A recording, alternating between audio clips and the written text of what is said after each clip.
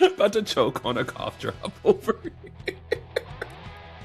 We will get into the actual biblical content here momentarily when we put ourselves back together. The results of unwise decisions leading to unwelcome outcomes. God is not distant and indifferent about suffering. Know that we are going to suffer because our world is broken by sin. And for those of you listening, this may be an answer to your question, okay? That's it right there. Reload. Here we go.